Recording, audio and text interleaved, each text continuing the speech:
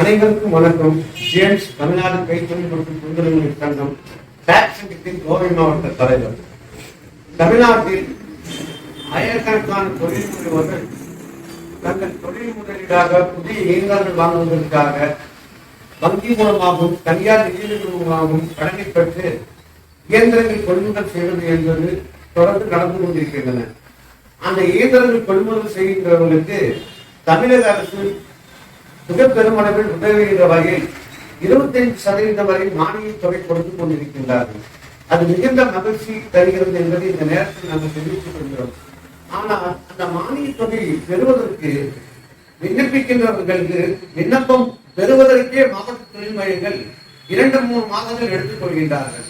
அந்த 2-3 மாதங்களுக்கு பிறகு அவர்களுக்கு சைக்ஷன் ஆர்டர் கொடுப்பது என்பது அதிலே மொத்தம் 6 மாத கணக்கு வரைக்கும் ஓடிக்கொண்டிருக்கிறது.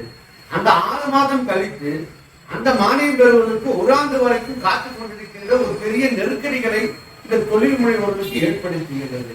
எங்களுடைய வேண்டுகோள் என்பது மாவட்ட தொழில் மையத்தில் பதிவு செய்கின்ற தொழில் முனைவோர்களுக்கு அரசாங்கத்தை பொறுத்தவரையிலும் உடனடியாக இயந்திரங்கள் வாங்கிய உடனே ஒரு 15 நாட்களில் 20 நாட்களுக்குள் அவர்களுடைய தொழிற்கூடங்கள் ஆய்வு நடத்தி அதற்குரிய அனுமதி கொடுக்க வேண்டும் என்ற வேண்டுகோளை எங்களுடைய தொழிலமைப்பான நாங்கள் டாக்ஸ் சார்பில் வைத்துக் கொள்கிறோம். அது மட்டுமில்லாமல் அவர்களுக்கு 1 மாத காலங்களுக்குள் 1.5 மாத காலங்களுக்குள் அவர்களுக்குரிய மானியத்தை வழங்குவதற்கு அரசு முன்வர வேண்டும் என்று கோரிக்கை வைக்கிறோம். அப்பதான் அவர்கள் பெரும் வட்டி சிக்கலில் மாட்டாமல், இல்லை என்றால் வட்டி மேல் வட்டி குட்டி போட்டு அந்த தொழில் முனைவர்கள் முடக்கிவிடும்.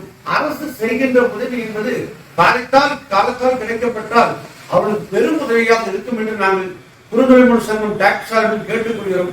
ஏனென்றால் கோவை மாவட்டத்தை பொறுத்த வரைக்கும் கிட்டத்தட்ட பார்க்க போனால் 1 ஆண்டுகள் வரைக்கும் அப்ளிகேஷன் கொடுத்தவர்கள், அந்த மானியத்துக்காக அவர்கள் விண்ணப்பித்தவர்கள் காத்து கொண்டிருக்கின்றார்கள். 1 ஆண்டுகள் என்பது மிக பெரும் சுமையாக மாறுகிறது. ஆக தமிழக அரசு கருணை உள்ளத்தோடு உடனடியாக அதை கொடுப்பதற்கான நடவடிக்கை எடுக்க வேண்டும்.